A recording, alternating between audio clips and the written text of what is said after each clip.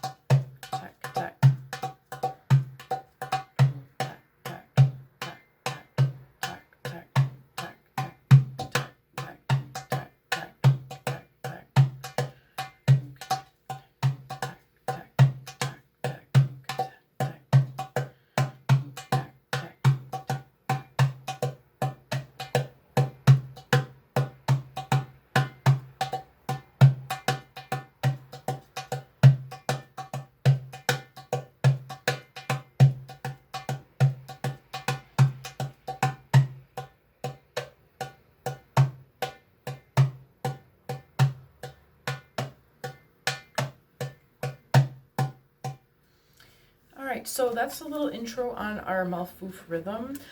We'll see this rhythm again in later videos when we start dealing with some of our 8/4 rhythms, but this is a nice building block rhythm to kind of get you started with some of our more